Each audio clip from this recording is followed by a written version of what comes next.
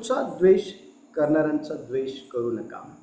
सर्वांनी आजचा विषय लिहून घ्या. आजचा विषय हा आहे, तुमचा द्वेष करणाऱ्यांचा द्वेष करू नका.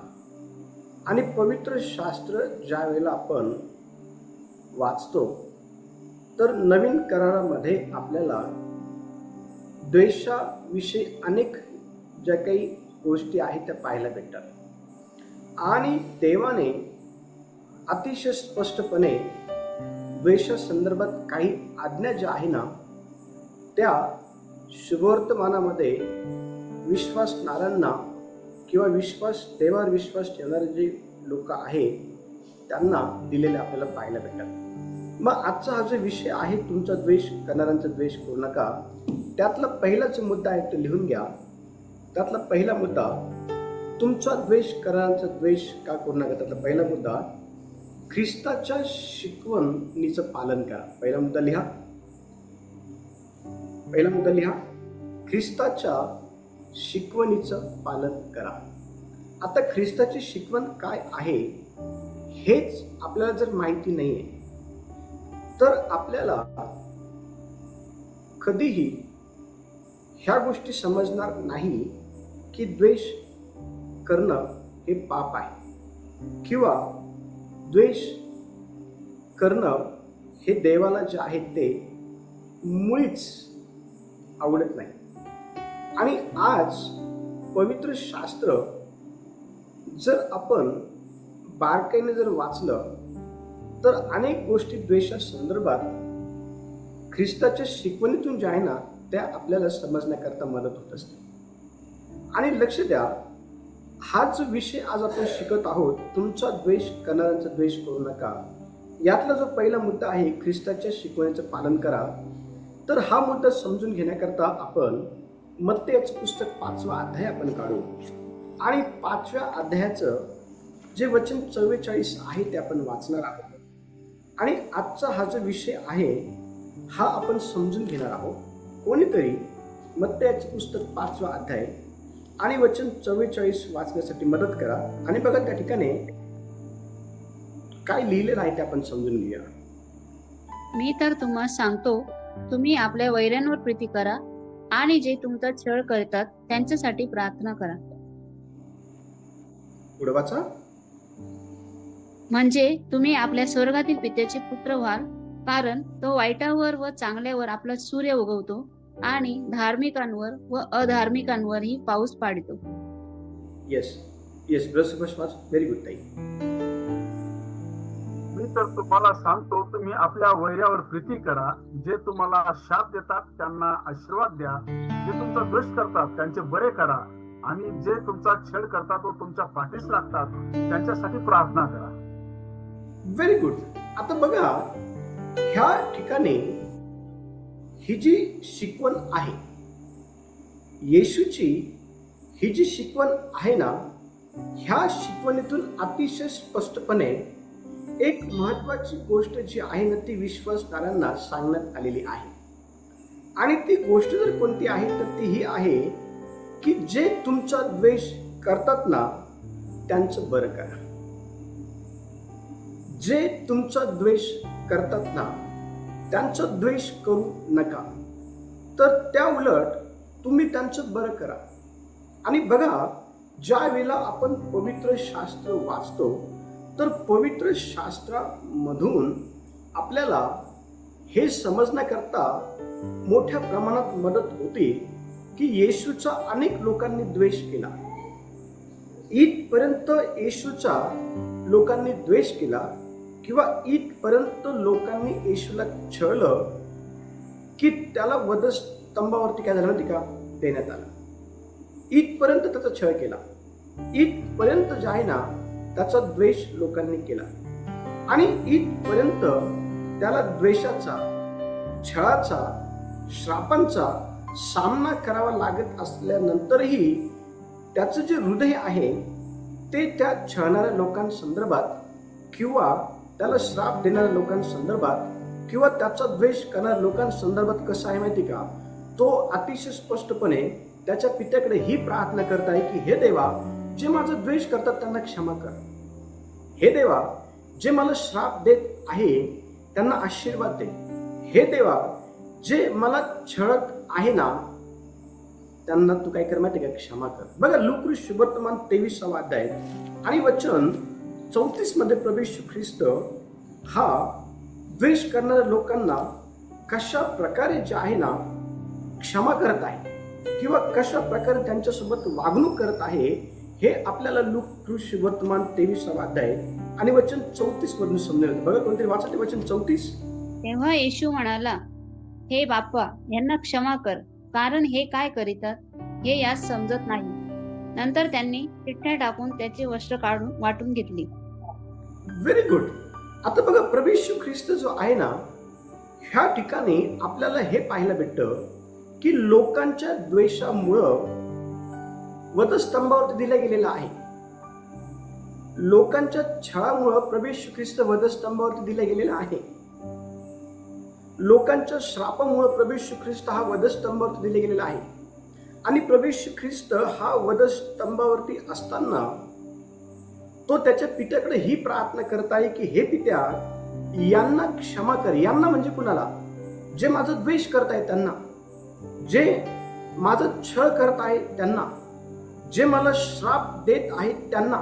लक्ष द्या, आज ह्या जगामध्ये आपण देवासोबतच्या प्रवासात चालत असताना अनेक वेळा द्वेषाचा जो काही सामना आहे तो करत असतो. अनेक वेळा छळाचा जो काही सामना आहे तो करत असतो. अनेक वेळा श्रापाचा जो काही सामना आहे लोकांच्या माध्यमातून तो आपण करत असतो. परंतु त्या वेळेला खऱ्या अर्थाने त्या लोकांप्रती आपल्या हृदयामध्ये काय आहे हे आपल्याला त्यावेळेला कळतं. येशू हा वधस्तंभावरती असताना येशूच्या हृदयामध्ये त्याला छळणाऱ्या लोकांप्रती क्षमा होती. येशूच्या हृदयामध्ये त्याचा द्वेष करणाऱ्या लोकांप्रती जे आहे ना क्षमा होती. येशूच्या हृदयामध्ये त्याला त्रास देणाऱ्या लोकांविषयी जे आहे ना परमेश्वर पित्याकडे क्षमा होते. लक्ष द्या, त्याच्याकडे क्षमा होते. तो परमेश्वर पित्याकडे प्रार्थना करत आहे की हे बापा, यांना क्षमा कर. जर येशूची शिकवण जर क्षमा करणारी आहे, येशूची शिकवण जर संबंधित व्यक्तीला आशीर्वाद देणारी आहे, तर ह्या शिकवणीचं आपण जे आहे ना पालन करणं फार गरजेचं आहे. ह्या शिकवणीला आपण आत्मसात करून आजच्या वर्तमान समयामध्ये एक परिपक्व जीवन जगून देवाला संतोषणं फार गरजेचं आहे. आणि हीच गोष्ट देव आपल्याकडनं अपेक्षित करत आहे. आणि ही गोष्ट आपल्या जीवनातून देवाला दिसावी म्हणून जे आपला द्वेष करतात ना त्या लोकांना आपण क्षमा करायला शिकलं पाहिजे. जे आपला द्वेष करतात ना त्या लोकांवर आपण प्रीती करायला शिकलं पाहिजे. जे आपल्याला छळतात ना त्या लोकांना आपण आशीर्वाद जे आहे ना द्यायला शिकलं पाहिजे. का? कारण मानव देहामध्ये प्रभू येशू ख्रिस्त हा जीवन जगत असताना त्याने एक उत्तम उदाहरण जे आहे ते आपल्या समोर ठेवलेलं आहे. ते म्हणजे क्षमेचं, ते म्हणजे प्रीतीचं, ते म्हणजे आशीर्वादाचं. आणि अशा प्रकारचं जीवन हे आपण मानव देहामध्ये येशूकडे बघून जगावं ही देवाची आपल्याकडनं काय म्हणते का अपेक्षा आहे. ही देवाची आपल्याकडनं अपेक्षा आहे. दुसरा मुद्दा क्रमांक 2 लिहून घ्या. जे तुमचा द्वेष करतात,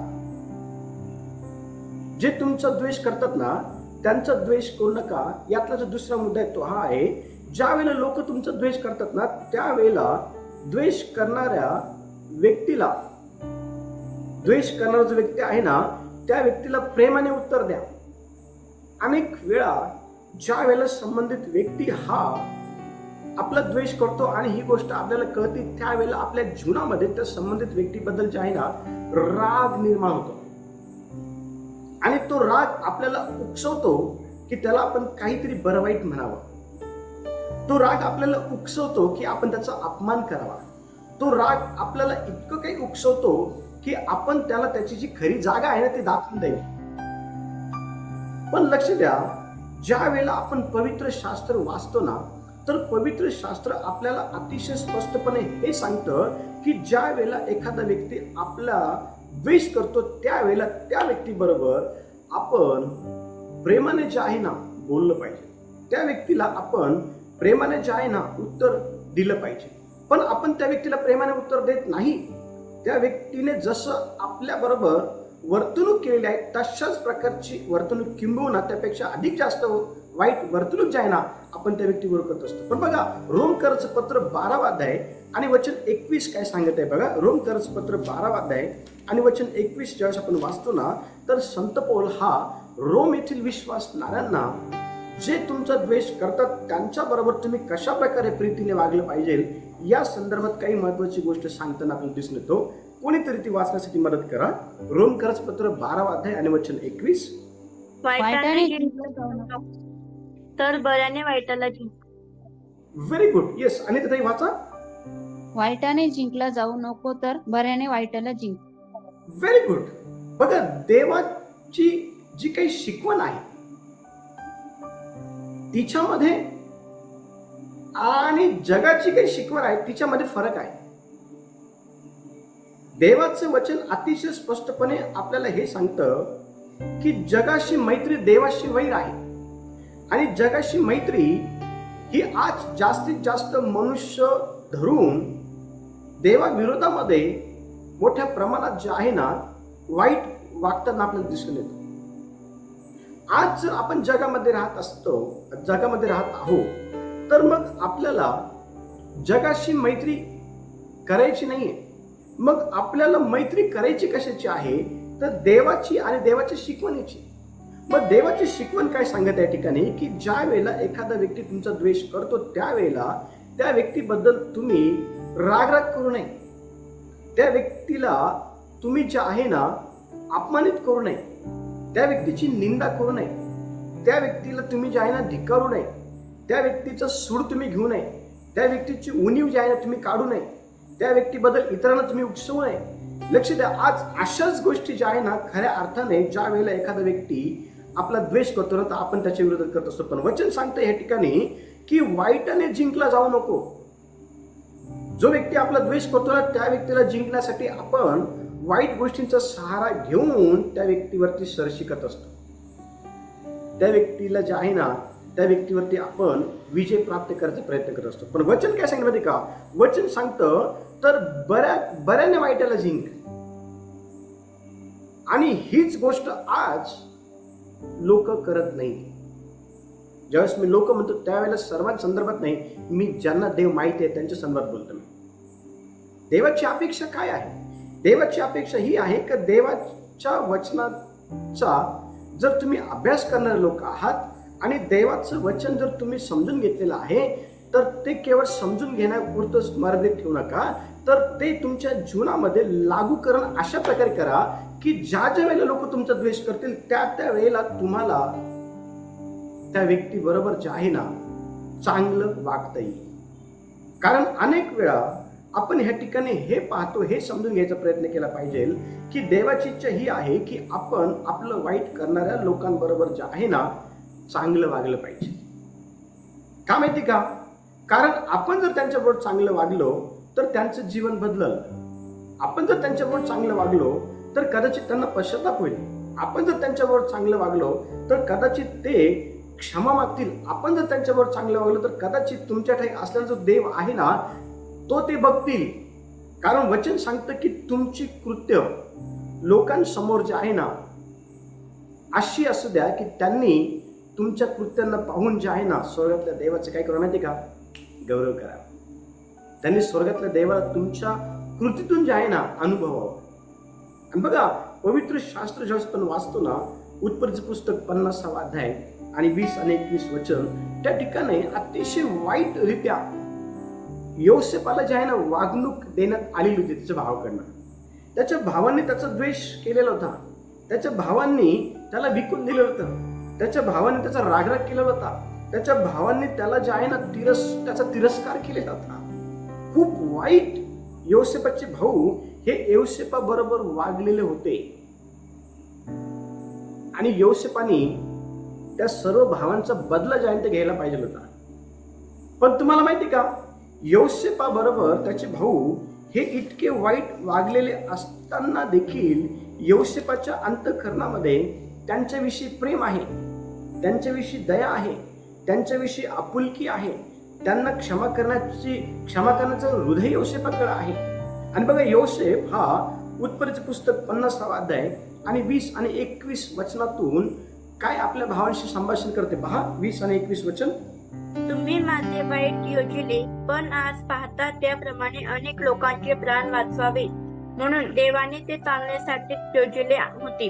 तर आता भिवू नका, मी तुमचे व तुमच्या मुलाबाळांचे संगोपन करेन. या प्रकारे त्याने त्यांच्याशी ममतेने बोलून त्यांचे समाधान केले. बघा किती स्पष्टपणे योसेफ हा त्याच्या भावांशी प्रेमाने बोलत आहे, समजदारीने बोलत आहे आणि तो म्हणत आहे की तुम्ही माझं वाईट केलं, पण मी तुमचं वाईट करणार नाही. तुम्ही माझ्या बरोबर धूर्ततेने वागले, पण मी तुमच्या बरोबर धूर्ततेने वागणार नाही. तुम्ही माझा द्वेष केला, पण मी तुमचा द्वेष करणार नाही. तुम्ही मला भयंकररित्या जे आहे ना त्रास दिला, पण मी तुम्हाला त्रास देणार नाही. तर आता भिवू नका, मी तुमचं आणि तुमच्या मुला बाळांचं संगोपन करेल. लक्ष द्या. आता योसेफाच्या जीवनातून आपल्याला काय शिकायला मिळतं? योसेफाला अतिशय भयानकरित्या त्याच्या भावांकडनं त्रास देण्यात आलेला असताना देखील योसेफ त्या ठिकाणी सर्व काही विसरून, सगळं काही विसरून त्यांच्या बरोबर सौम्यतेने, त्यांच्या बरोबर प्रीतीने, त्यांच्या बरोबर जे आहे ना अतिशय समजदारीने जे आहे ना वागत आहे. लक्ष द्या, मला ह्या ठिकाणी तुम्हाला काय सांगायचं आहे, काय शिकवायचं आहे. योसेफाच्या मनामध्ये त्यांच्या भावाविषयी द्वेष नव्हता, बदला घेण्याची भावना नव्हती, सूड घेण्याचं भावना त्याच्यामध्ये नव्हती. त्याच्यामध्ये केवळ आणि केवळ प्रेमाने उत्तर देण्याचं त्याच्यामध्ये स्वभाव होता, समजून घेण्याचा स्वभाव त्याच्यामध्ये होता, क्षमा करण्याचा स्वभाव त्याच्यामध्ये होता, काळजी घेण्याचा स्वभाव त्यांच्यामध्ये होता. त्याने त्याच्या भावाला चूक दाखवली, पण अतिशय प्रेमाने. वचन स्पष्टपणे सांगतं की नरम जीभ हाडं फोडते. आपलं जे संभाषण आहे ना, जो व्यक्ती आपला द्वेष करतो, जो व्यक्ती आपल्याला छळतो, जो व्यक्ती आपल्याला त्रास देतो ना, अशा व्यक्तीला रागाने काही समजून सांगण्याऐवजी अतिशय मृदू उत्तराने कोपाचं निवारण होतं असं नीतिसूत्रे सांगतात. अतिशय नम्रतेने तुम्ही लोकांशी जे आहे ना, त्या लोकांशी जे तुमचा द्वेष करतात त्यांच्याशी संबंध साधले पाहिजे, त्यांच्याशी वार्तालाप केली पाहिजे, त्यांना क्षमा केली पाहिजे. लक्ष द्या, ह्या ठिकाणी हीच गोष्ट करताना आपल्याला योसेफ जो आहे ना दिसून येत आहे. आणि म्हणून वचन सांगतं की बऱ्याने वाईटाला जिंक. योसेफाने जे आहे ना बऱ्याने वाईटाला जिंकलं होतं. योसेफाचं वाईट केलं होतं, योसेफाने देखील त्यांचं वाईट केलं असतं, कारण त्या ठिकाणी तो फार मोठा अधिकारी होता, पण त्याने त्याच्या अधिकाराचा उपयोग केला नाही. त्याला देवाची शिकवण ही मिळाली होती आणि त्या शिकवणीप्रमाणे तो त्याच्या जीवनाच्या अंतपर्यंत जे आहे ना देवाच्या शिकवणीप्रमाणे तो राहिला, जीवन जगला. हो, आपल्याकडे देवाची शिकवण आहे. हे खऱ्या अर्थाने आपलं जे आहे ना जीवन जगण्याचं साधन आहे. ही आपल्या जीवनाची नियमावली आहे. हो, तुम्ही रोज वाचत चला, रोज वाचत चला. तिसरा मुद्दा क्रमांक 3 लिहा. ज्या वेळेला तुमचा द्वेष केला जातो त्यावेळेला तुम्ही त्या व्यक्तीचा द्वेष करू नका. त्यातला तिसरा क्रमांकाचा मुद्दा लिहा. द्वेषाला द्वेषाने उत्तर दिल्यास अधिक जे काही दुःख आहे ते वाढतं. द्वेषाने द्वेषाला उत्तर जर दिलं तर अधिक जे काही वाद आहेत ते वाढतात, आणि तुमचे वाद हे वाढू नये ही देवाची इच्छा आहे. तुमचं दुःख हे वाढू नये ही देवाची इच्छा आहे. आणि अनेक वेळा देवाची शिकवण ही आपल्याला यामुळे दिली जाते की आपलं चांगलं व्हावं, आपण त्या शिकवणीने आपला द्वेष करणाऱ्या व्यक्तीला जिंकावं. यासाठी ही शिकवण जी आहे ना देव आपल्याला देत असतो. बघा वचन काय सांगत आहे, नीतिसूत्राचं पुस्तक 10वा अध्याय आणि वचन 12 आपण वाचू आणि कशा प्रकारे द्वेषाला द्वेषाने उत्तर दिल्यास अधिक दुःख वाढतं हा मुद्दा आपण समजून घेऊया. 10वा अध्याय आणि वचन 12 कोणीतरी वाचा. द्वेष कलह उत्पन्न करीतो, प्रीती सर्व अपराधांवर झाकण घालिते. Very good. ज्या वेळेला एखादा व्यक्ती तुमचा द्वेष करतो आणि तुम्हाला कळतं की हा व्यक्ती माझा द्वेष करत आहे आणि मग तुम्ही देखील त्या व्यक्तीचा ज्या वेळेला द्वेष करू लागता ना त्यावेळेला भांडणं होतात. द्वेषाचं रूपांतर जे आहे ना, द्वेषाचं रूपांतर हे कलहामध्ये होतं. कलह म्हणजे काय? वादविवाद. कलह म्हणजे भांडणं. कलह म्हणजे दुःखामध्ये होतं त्याचं. लक्ष द्या, जर एखादा व्यक्ती आपला जर द्वेष करत आहे आणि ती गोष्ट आपल्या निदर्शनामध्ये आलेली आहे तर त्या व्यक्ती बरोबर आपण द्वेषाने जे आहे ना काय करू नये, प्रत्युत्तर देऊ नये. जर द्वेषाने द्वेषाला जर प्रत्युत्तर दिलं तर कदाचित मोठ्या प्रमाणामध्ये भांडणं होऊन त्या ठिकाणी काहीतरी विपरीत गोष्टी घडू शकतात. मग काय केलं पाहिजे? देवाच्या लोकांनी काय केलं पाहिजे?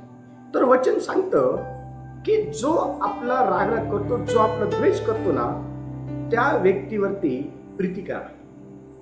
त्या व्यक्तीवरती जे आहे ना प्रीती करा. त्या व्यक्तीला जे आहे ना क्षमा करा. कारण तुमच्यामध्ये जर देवाची प्रीती जर असेल तर तुम्ही त्याला क्षमा करू शकाल. तुमच्यामध्ये देवाची प्रीती जर असेल तर तुम्ही त्याला समजून घेऊ शकाल. तुमच्यामध्ये देवाची प्रीती जर असेल तर तुम्ही त्याला जे आहे ना संधी द्याल. तुमच्यामध्ये देवाची प्रीती जर असेल ना तर तुम्ही त्या व्यक्तीबरोबर अतिशय सौम्यतेने संभाषण करा. पण जर देवाची प्रीती नसेल तर त्या ठिकाणी तुम्ही देखील त्या व्यक्तीचा द्वेष करू लागाल आणि त्याचं रूपांतर भांडणामध्ये होईल आणि काहीतरी विपरीत वाईट गोष्टी घडतील. लक्ष द्या, पवित्र शास्त्र 1 शमूएल 24वा अध्याय आणि वचन 10 आपण वाचतो ना तर त्या ठिकाणी आपल्याला 2 व्यक्ती पाहायला भेटतात. एक व्यक्ती हा दुसऱ्या व्यक्तीचा भयंकररित्या द्वेष करू लागलेला होता.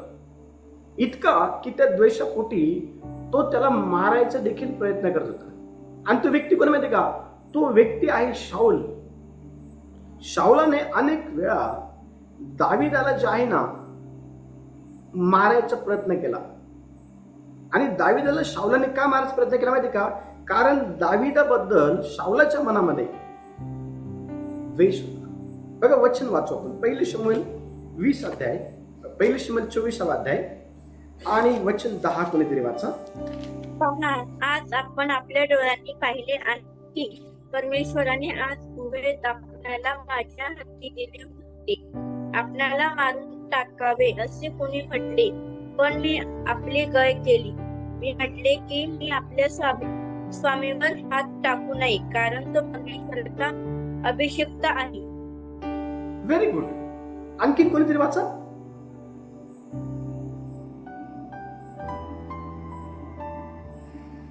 पहा, आज आपण आपल्या डोळ्यांनी पाहिले आहे की परमेश्वराने आज गुहेत आपल्याला माझ्या हाती दिले होते.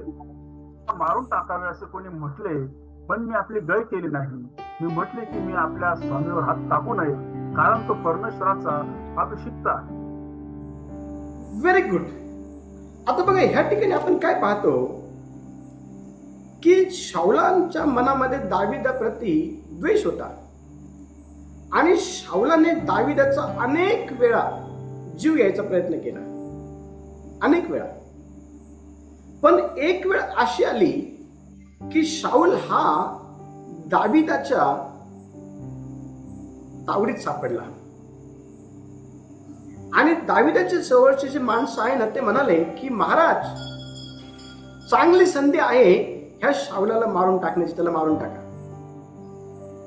पण तुम्हाला माहिती का, शाऊलाने द्वेषापोटी जसा दाविदाला त्रास दिला ना तसा दाविदाच्या मनामध्ये द्वेष हा शाऊलाप्रती नव्हता. आणि म्हणून त्या ठिकाणी दावीद हा अतिशय स्पष्टपणे महत्वाची गोष्ट जी आहे ना ह्या ठिकाणी बोलताना दिसून येतो. आणि ती कोणती माहिती का? परमेश्वर देवाने तुम्हाला माझ्या हाती दिला असतानाही मी तुमची गय केली. मी तुमच्यावर चालून आलो नाही, मी तुमचा द्वेष केला नाही, मी तुम्हाला जे आहे ना त्रास दिला नाही. खरं पाहायला गेलं तर मी द्यायला पाहिजे होता, कारण तुम्ही मला फार त्रास दिला, तुम्ही मला फार छळलं, तुम्ही माझा फार द्वेष केला, तुम्ही मला फार पळवलं, तुम्ही मला फार दुःख दिलं, फार मानसिक यातना तुम्ही मला दिल्या, आणि त्याचा बदला मी घ्यायला पाहिजे होता. पण तुम्हाला माहिती का, दाविदाने त्या ठिकाणी शाऊलावरती हात टाकला नाही. दावीद जो आहे ना, दाविदाने शाऊलाला प्रेमाने उत्तर दिलं. कारण बघा वचन सांगत आहे, पहा आज आपण आपल्या डोळ्यांनी पाहिलं आहे की परमेश्वर आज गुहेत आपल्याला माझ्या हाती दिले होते परमेश्वराने. आपल्याला मारून टाकावे असे कोणी म्हटले, पण मी आपली गय केली. मी म्हटले की मी आपल्या स्वामीवर हात टाकू नये, कारण तो परमेश्वराचा अभिषिक्त आहे. काय समजदारपणा आहे दाविदामध्ये, काय समजदारपणा आहे दाविदामध्ये. बघा, एकीकडे त्याला परमेश्वराचं भय पण आहे, एकीकडे त्याला ह्या गोष्टींची जाणीव पण आहे की समोरील व्यक्ती हा एकेकाळी माझा स्वामी पण होता म्हणून. एकीकडे त्याला हे पण माहिती आहे की देवाची शिकवण ही द्वेष करणाऱ्या लोकांचा द्वेष करू नये यासारखी आहे म्हणून. तर त्यावर त्याला क्षमा करावी. म्हणजे विचार करा, ह्या ठिकाणी संधी मिळाली होती दाविदाला, पण तुम्हाला माहिती का, त्याने त्या ठिकाणी शाऊला सारखा त्याचा द्वेष करून त्याच्यावर तो चालून गेला नाही. त्याला त्याने क्षमा केली, त्याला त्याने समजून सांगितलं. आपल्या जीवनामध्ये ज्या वेळेला लोक आपला द्वेष करतात ना, ज्या वेळेला लोक द्वेषापोटी आपल्या मागे लागतात ना, ज्या वेळेला लोक द्वेषापोटी आपली साक्ष खराब करतात, आपल्याला नाना प्रकारची नावं ठेवतात, आपल्याविषयी ज्या वेळेला अतिशय कुचकं भाषण केलं जातं ना, आणि ते आपल्या कानावर पण येतं, त्यावेळेला काय केलं पाहिजे? क्षमा करा. संधी भेटेल त्यांच्यासोबत बोलायची, प्रेमाने बोला. हो, त्यांचा नाश व्हावा किंवा तुमच्यामध्ये वैमनस्य निर्माण हवं, वाद निर्माण हवं, ही देवाची इच्छा नाही. देवाची इच्छा आहे की तुम्ही एकमेकांबरोबर प्रीतीने राहा, एकमेकांची काळजी घ्या, एकमेकांना क्षमा करावी, ही देवाची इच्छा आहे. पुढचा मुद्दा क्रमांक 4 लिहून घ्या, आणि नंतर मग आपण बाकीचं जे आहे ते उद्या संध्याकाळी शिकणार आहोत. मुद्दा क्रमांक 4 लिहा. आपल्या शत्रूंसाठी प्रार्थना करा. जे तुमचा द्वेष करतात ना, ते जर तुमचे शत्रू बनलेले आहेत द्वेषामुळं, तर तुम्ही त्यांच्यासाठी प्रार्थना करा. कारण मत्तेचं पुस्तक 5वा अध्याय आणि वचन 44 जेव्हा आपण वाचतो ना, तर वचन 44 अतिशय स्पष्टपणे आपल्याला हे सांगतं की जे तुमचा द्वेष करतात, जे तुमचा छळ करतात, त्यांच्यासाठी प्रार्थना करा. आपण प्रार्थना करत नाही,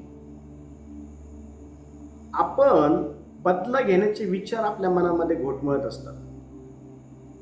जे आपल्याला छळतात ना, त्यांना कसं तावडीत पकडायचं, त्यांचा कसा बदला घ्यायचा, त्यांना कसं प्रत्युत्तर द्यायचं, त्यांना कसं अपमानित करायचं, त्यांना कसं त्रास द्यायचा, हे गोष्टी आपल्या मनामध्ये त्या लोकांप्रती ज्याने घुटमळत असतात. पण वचन काय सांगतं माहिती का, जे आपला छळ करतात ना, त्यांच्यासाठी प्रार्थना करा. प्रार्थना काय करायची आहे? देवा, ह्या व्यक्तीला कळू दे की तो जे करत आहे ते वाईट करत आहे, त्याचे आत्मिक नेत्र उघड, अशासाठी की त्याने त्याच्या वाईट गोष्टींपासून जे आहे ना परावृत्त व्हावं. पवित्र शास्त्र अतिशय स्पष्टपणे आपल्याला हे सांगतं की ज्या वेळेला प्रेषणाचं कृत्य 7वा अध्याय आणि वचन 60 आपण वाचतो ना, तर स्टेफनाने काय केलं माहिती का, त्याच्या शत्रूंसाठी प्रार्थना केली, ज्यांनी त्याला दगड मारला त्यांच्यासाठी.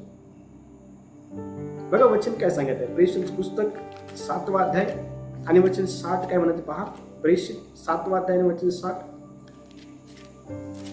पवित्र आत्मा या राष्ट्राच्या दास्यात ते असतील त्याची मी करेन. 7वा अध्याय आणि 60 वचन 60. मग गुडघे टेकून तो मोठ्याने ओरडला, हे प्रभू, हे पाप त्याकडे मोजू नको, असे बोलून तो झोपी गेला. व्हेरी गुड ताई. बघा काय म्हटलेलं आहे ह्या ठिकाणी, स्टेफनाला त्याच्या शत्रूंकडनं दगडमार करून मारून टाकण्यात येत आहे आणि मरणाच्या त्या शेवटच्या स्टेपला तो बदला घेण्याच्या वृत्तीने भरलेला नाहीये. तो प्रार्थना करत आहे परमेश्वर देवाकडं की हे देवा, हे जे पाप आहे ना, हे यांच्याकडे मोजू नको, ह्या पापांची यांना क्षमा कर. ज्या वेळेला लोक आपल्याला छळतात, लोक आपला द्वेष करतात, लोक आपल्याला त्रास देतात, त्यावेळेला आपली भूमिका काय असली पाहिजे अशा लोकांसंदर्भात? तर ती स्टेफनाची भूमिका जी आहे ती आपली भूमिका असली पाहिजे. स्टेफन हा परमेश्वर देवाला हे म्हणत नाहीये की यांनी मला आता दगडमार करून मारलेला आहे आणि आता तू बदला घे किंवा यांचं मरण बी असंच होऊ दे. नाही, अशा कोणत्याच गोष्टी स्टेफन त्या ठिकाणी बोलत नाही. स्टेफन अतिशय स्पष्टपणे म्हणत आहे की हे देवा, हे पाप यांच्याकडे मोजू नको, यांना क्षमा कर. आपण क्षमा करणारे लोक आहो का? किंवा आपण देवाकडं आपल्याला छळणाऱ्या लोकांकरता आशीर्वाद मागत आहो का? हो, जे आपल्याला श्राप देतात त्यांना आपण आशीर्वाद देत आहोत का? जे आपल्याला छळतात त्यांच्यासाठी आपण देवाकडं क्षमेची प्रार्थना करत आहेत का? लक्ष द्या, देवाचे वचन अतिशय स्पष्टपणे आपल्याला हे सांगतं, तुमचा द्वेष करणाऱ्यांचा द्वेष करू नका. देवाची शिकवण आत्मसात करा आणि त्याप्रमाणे जीवन जगू लागेल. देवा या वचनाच्या द्वारे सर्वांना आशीर्वाद देव.